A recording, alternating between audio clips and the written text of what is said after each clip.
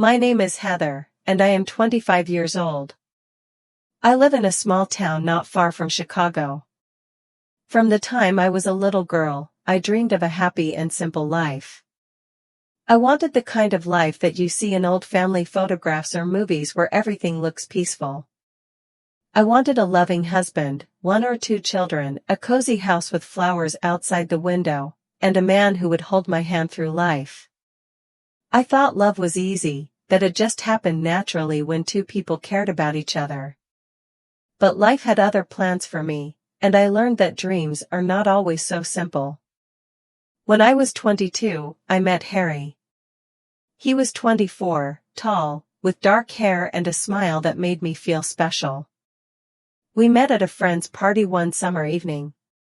I wasn't even planning to go that night, but somehow fate pushed me there. I still remember the way he walked up to me and asked for my phone number, his voice confident yet kind. I gave it to him, and the very next day, he sent me a message. "Do you want to meet for coffee?" he asked. I smiled at my phone and typed back, "Yes." That single word changed the course of my life. We met in town at a small cafe.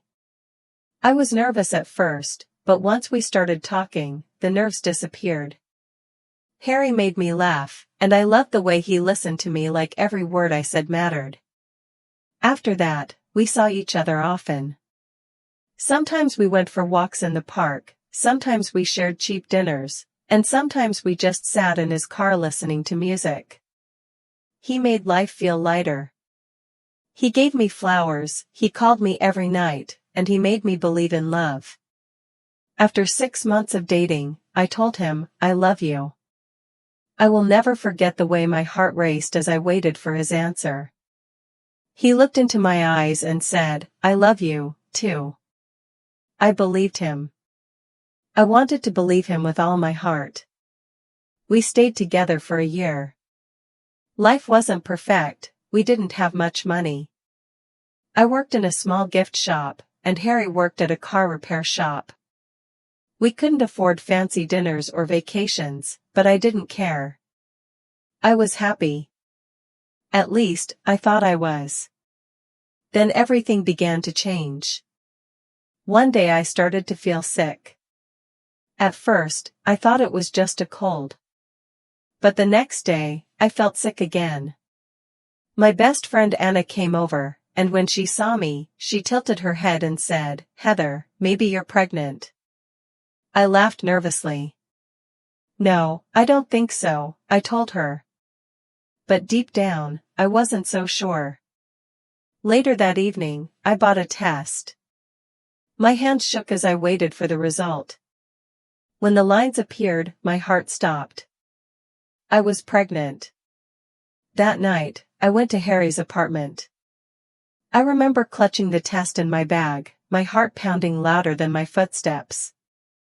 When I walked in, Harry smiled at me, but I couldn't smile back. "I have news," I said. His face grew serious. "What is it?" he asked. I took a deep breath and whispered, "I'm going to have a baby." He froze. His smile disappeared. He looked at the floor and didn't say anything for a long moment. Finally, he asked, "Are you sure?" My voice shook as I said, "Yes, I took a test. I'm sure." He ran his hand through his hair and sighed. "This is not a good time," he muttered. "I'm not ready to be a father." My heart shattered into 1,000 pieces. I grabbed his hand and said, "But we love each other. We can do this together." But all he said was, "I need time to think." That night, he didn't kiss me. He didn't even hold me. I lay awake while he turned his back to me. By morning, he left early, saying only, "See you later."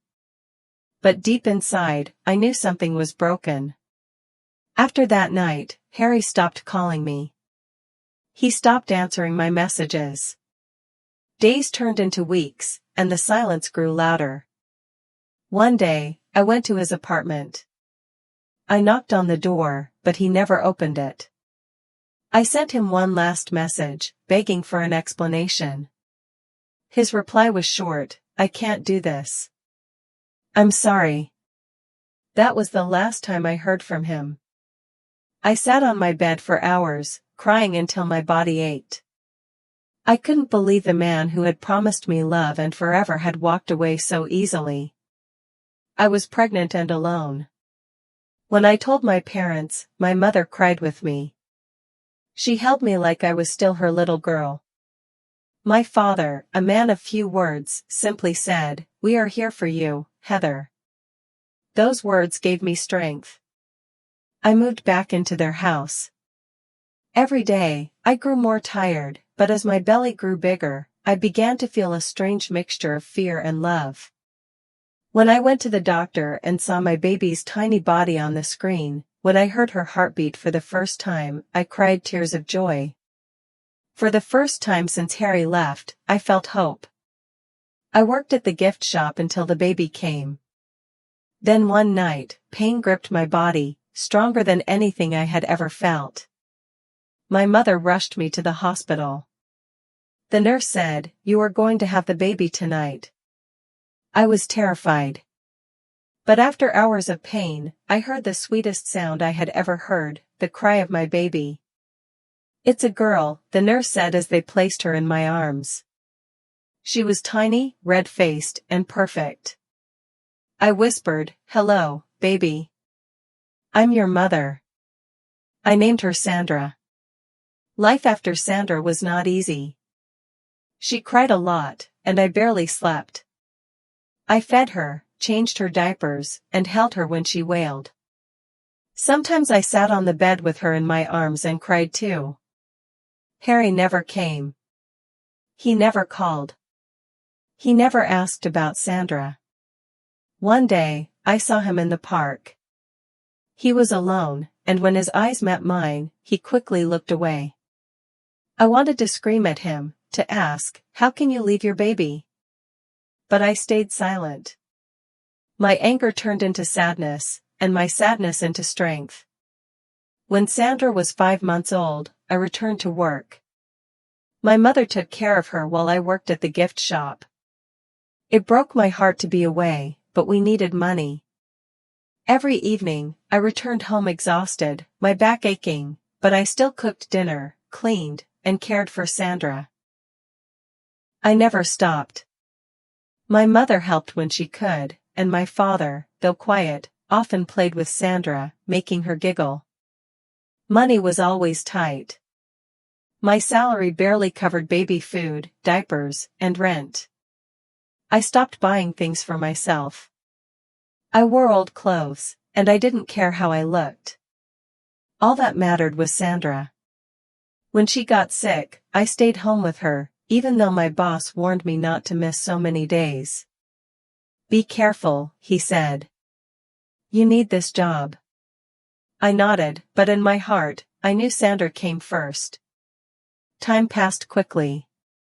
Sandra grew into a curious toddler. When she was 2, I took her to the park. She ran on the grass, her little arms stretched wide with joy. Then, to my shock, I saw Harry again. He was with another woman, holding her hand. My chest tightened, but I turned away. Sandra didn't know who he was, and I wanted to keep it that way. Not long after, I received a letter from the housing office. They offered me a small apartment. It wasn't much, just 1 bedroom and a little kitchen, but it was ours. My father drove us there with our boxes, and I felt a strange sense of pride as I unpacked. Life there was hard. I worked, paid rent, cooked, and cared for Sandra, all on my own. Some nights, loneliness wrapped around me like a blanket. I missed having someone to talk to, someone to share my burdens with. But I didn't miss Harry. I didn't miss someone who chose to leave. What I wanted now was peace. When Sandra turned 4, she started asking questions. One afternoon, she looked up at me with her big brown eyes and asked, "Mom, do I have a dad?" My heart froze. I took a deep breath and asked, Why do you ask? She said, at school, my friend said her dad picks her up. Do I have a dad too? I swallowed my tears and said, yes, you have a dad, but he doesn't live with us. She frowned. Why not? I gently replied, he made a choice. He didn't want to stay. She thought for a moment, then smiled softly. But I have you. I kissed her forehead and whispered, yes, you have me, and I will never leave you. In that moment, I realized something powerful. Love is not about words or promises. Love is about staying. It's about showing up every single day, even when you're tired, scared, and broken. Looking back, I remember the tears, the lonely nights, and the fear of the unknown. But then I look at Sandra's smile, and I know it was all worth it. I did it all alone, but I was never truly alone. I had her. And she had me. Life taught me a hard lesson. People may leave, promises may break, but love, real love, stays. And as long as you have love, you will always find the strength to keep going. If you liked this story, please like, comment, share, and subscribe.